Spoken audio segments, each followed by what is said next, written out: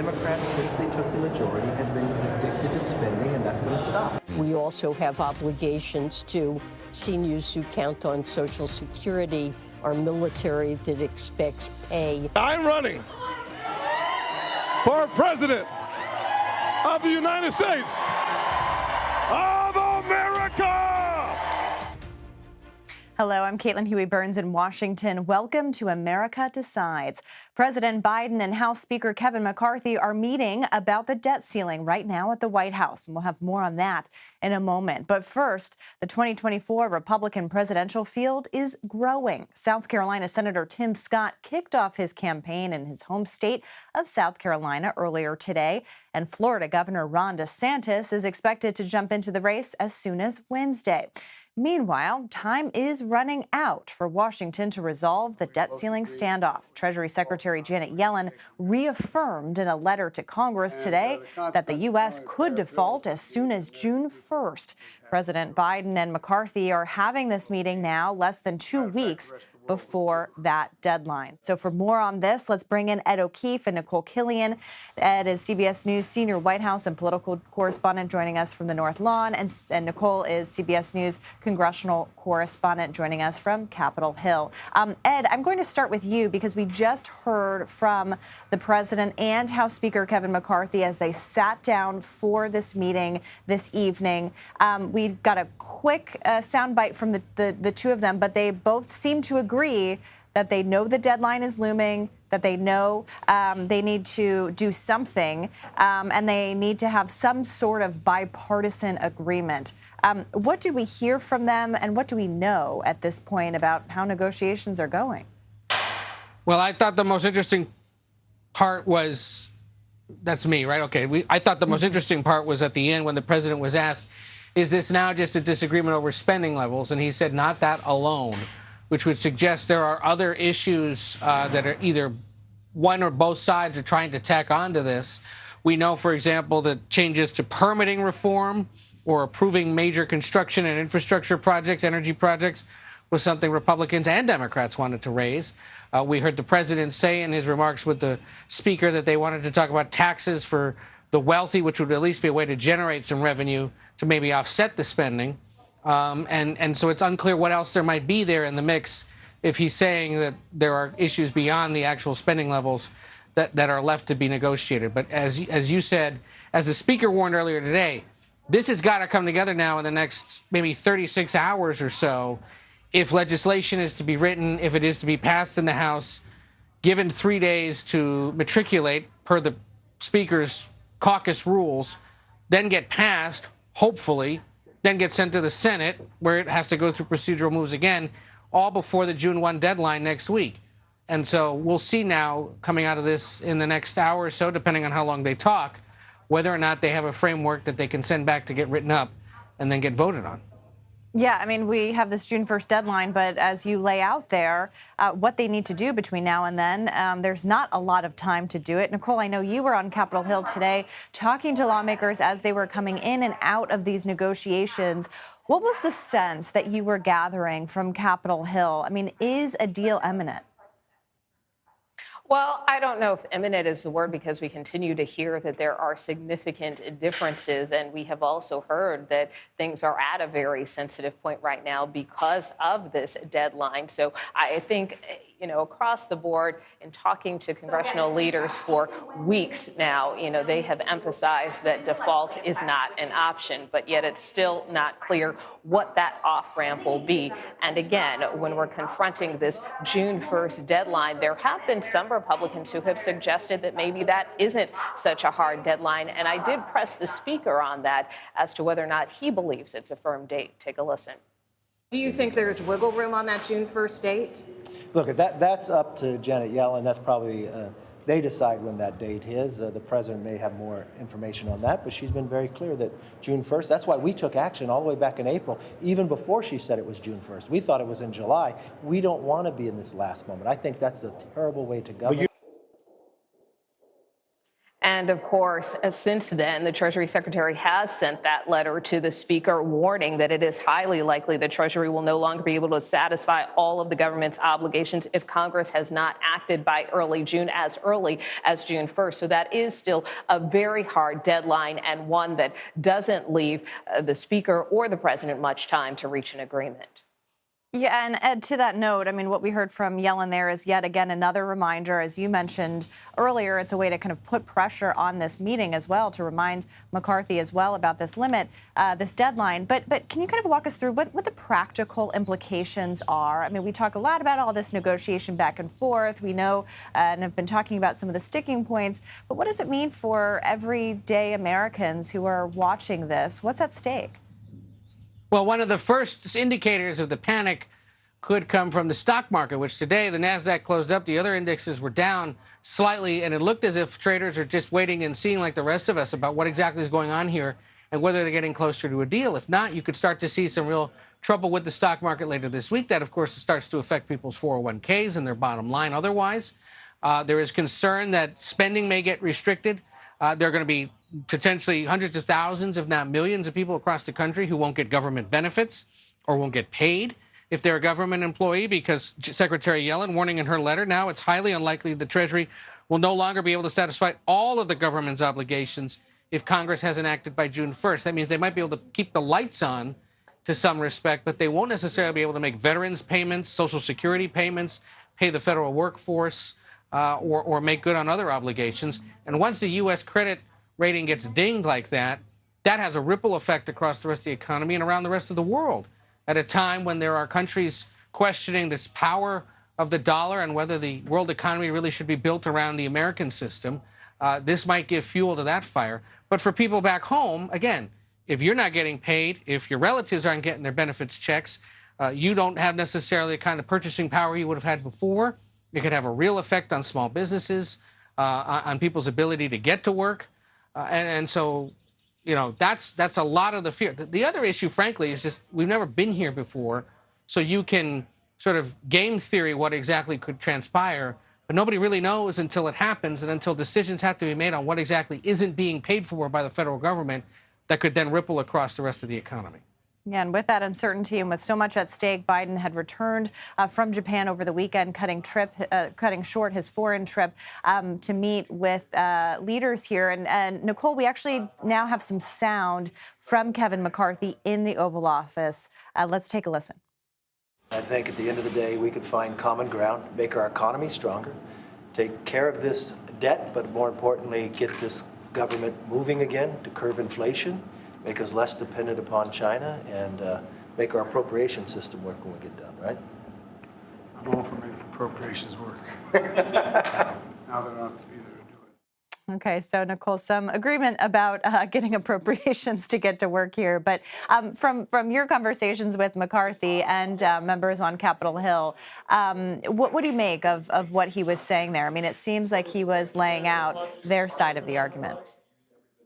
Yeah, well, what the Speaker has continued to insist and what he told me is that from February onward, he has been pressing the president not only to meet, but also, again, to rein in spending, that we have to spend less than we spent this year. And, you know, that's an interesting distinction to make, because he's also said we have to spend less than we spent last year, right? So if you keep in mind that Republicans passed their debt limit bill last month, where they basically want to cap spending at fiscal year 22 levels. The White House is proposing let's freeze spending at the current levels for fiscal year 23. So that's kind of one of those areas where there has been some negotiating back and forth. There's also the issue of work requirements. The Speaker continues to emphasize that that is very important to House Republicans. They want stricter work requirements for government assistance when it comes to things like SNAP, Medicaid.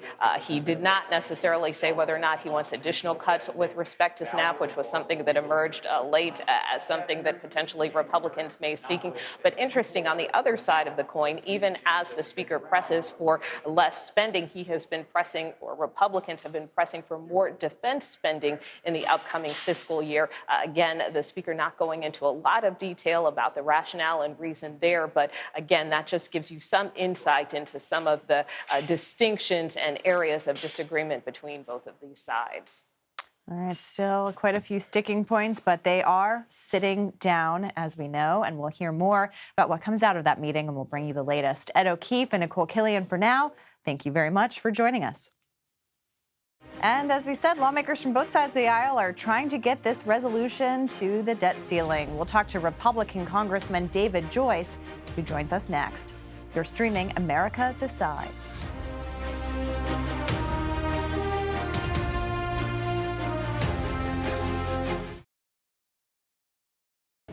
I think people are of goodwill. I don't think there's any interest in us delaying these tough conversations. And so we want this to be productive. We want this to be a productive week.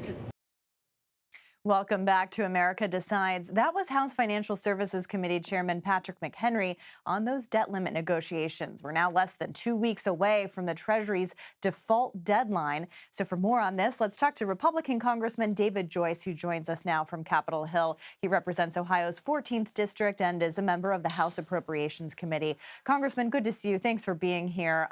So you heard Patrick McHenry here. Do you agree that both sides are working in good faith on this debt limit? Yes, thanks for having me, Caitlin. I do believe that we are working in good faith, and we're trying to get to something that will have a consensus of, for certain, 218 Republicans, but also I think we'll be able to get something where even some Democrats might come over, and that's the way D.C. should work. Congressman, you mentioned that. I mean, the idea of having Democrats on board, could you imagine a scenario in which Kevin McCarthy has to cut a deal that requires Democratic support, or do you think he needs something that gets the majority of Republicans? Well, I think at the end of the day, you're trying to craft something that's the 218 Republicans will get on board with. But again, hopefully it's such a good bill that others will join as well and realize this is the best interest of our country to put these requirements in place and to lift the debt ceiling and move forward. I know you were supportive of Kevin McCarthy when he was running for Speaker. How would you assess how he's been navigating this challenge?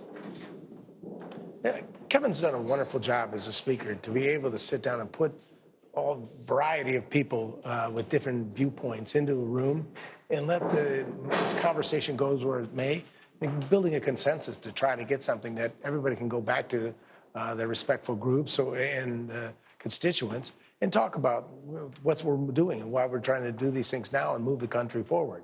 We can't continue on the road we're on with the spending.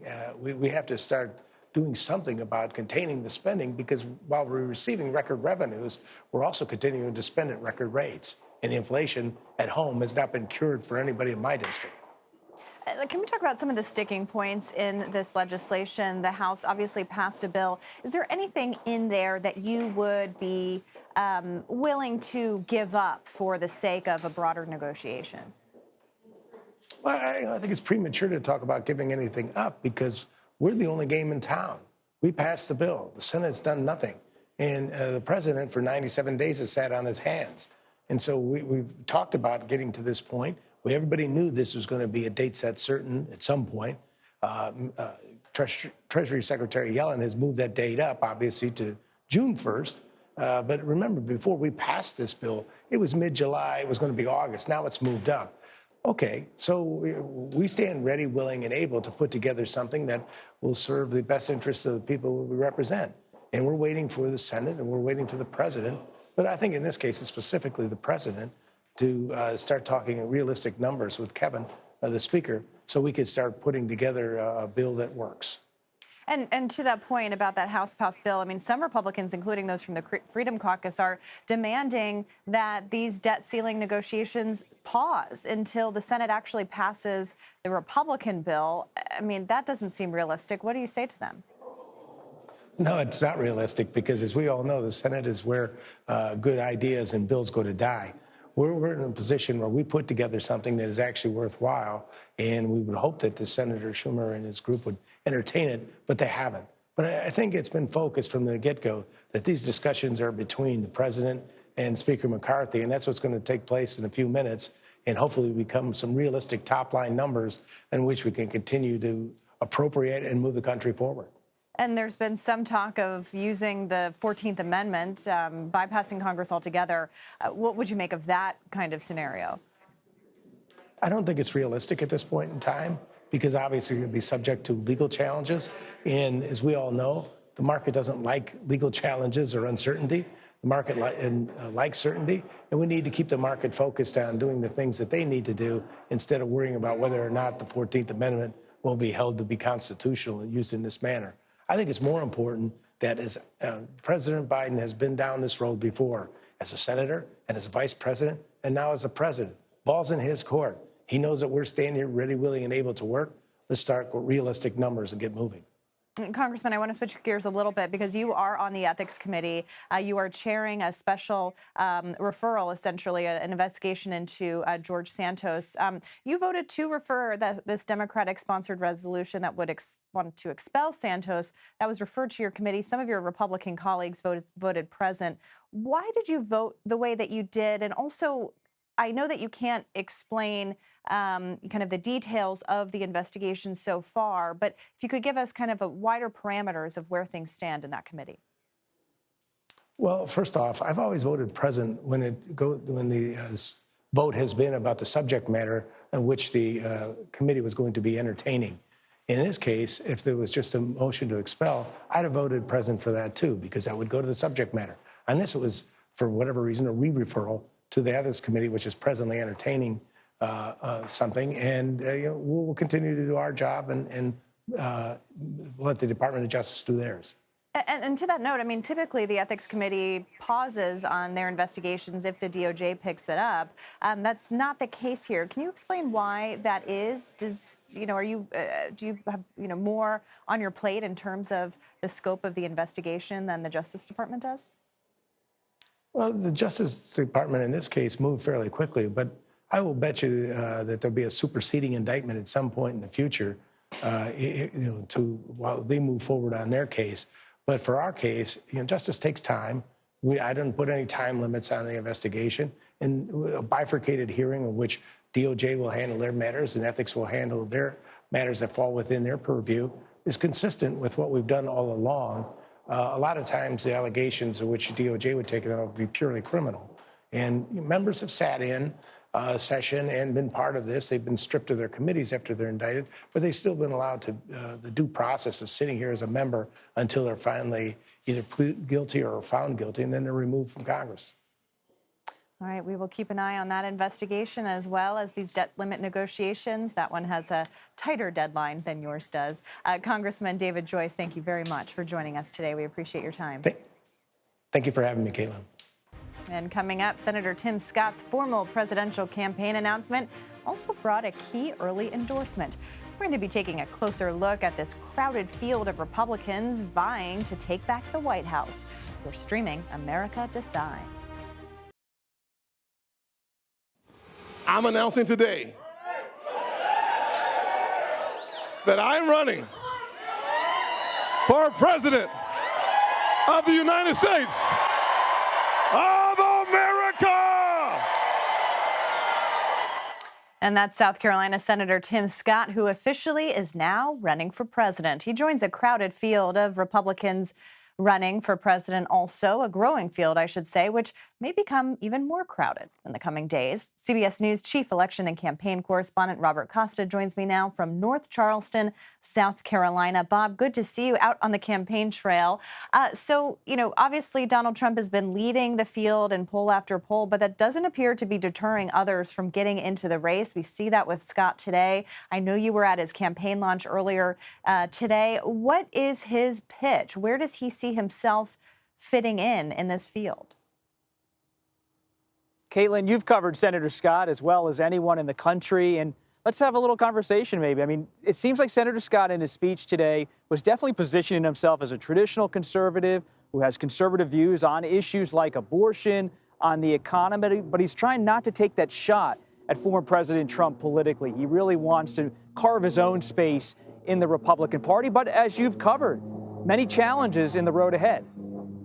Yeah, Bob, it's really interesting that you say that because it seems like, he doesn't want to go after Trump directly, but it seems like the essence of his campaign is designed as a contrast to Trump, this kind of optimistic vision for the future, this positivity campaign, and not willing or wanting to really go after his rivals. Is that kind of how the campaign is fashioning itself, or do we expect the gloves to come off? It's also interesting, Caitlin, that they're fashioning themselves as the quiet favorite of the Republican establishment. Let's listen to Senator John Thune of South Dakota, the #2 Senate Republican who showed up here in North Charleston earlier today. I think people are anxious for a positive, hopeful, aspirational candidate. I hope there's a really wide lane for him out there, and I think he draws on the very best of the past. He's got a heritage that goes back to the kind of the Reagan years, but he also is somebody who's very much about the future. And you heard him talk about that today, and I think that's what the American people want to hear, and that is, what are you going to do for the future of this country, and restore that optimism, that hope, that positive voice that I think we've been lacking in our politics today. So I was watching Senator Thune, Caitlin. He was in the rafters at the Scott event. Larry Ellison, the billionaire founder of Oracle, was there. And behind Larry Ellison was former governor of South Carolina, Mark Sanford. They were all standing there, kind of their arms folded, listening to Senator Scott. And in him, they see someone who could be their standard bearer, someone who could represent the views of the Wall Street Journal editorial page, the business community, social conservatives. But they're trying to see, does he have the energy, the momentum, the money to break through? For now, they're feeling pretty good, but it's a long road ahead. Yeah, it was interesting to hear that call out of Larry Ellison. I mean, he is going to be donating a lot of money, already has, to Scott's endeavors.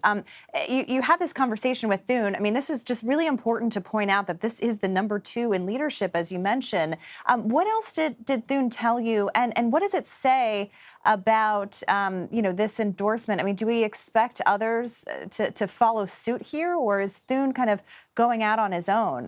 He's #2 to Mitch McConnell.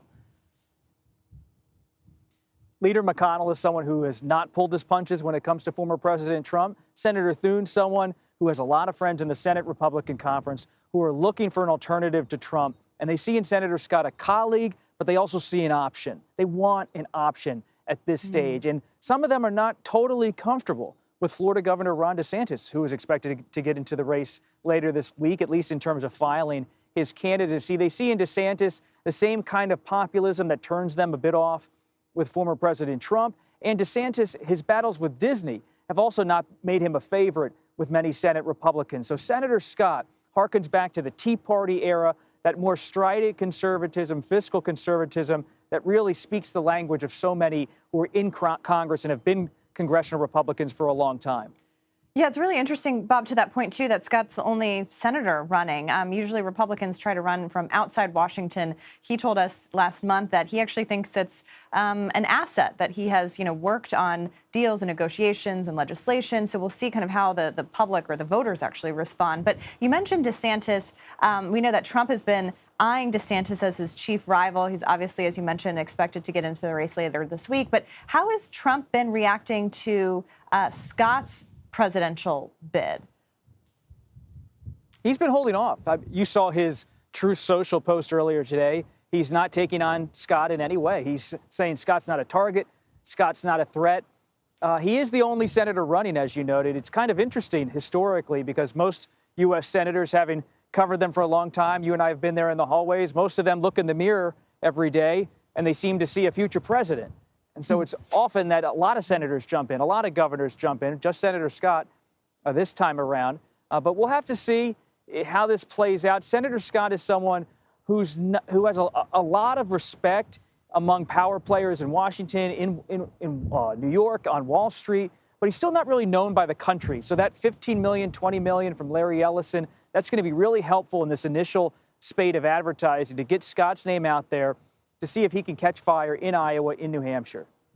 And it looks like he is heading out on the campaign trail to Iowa and New Hampshire very soon as well. And I know you will be covering them all. Bob Costa, good to see you. Thank you so much for your reporting.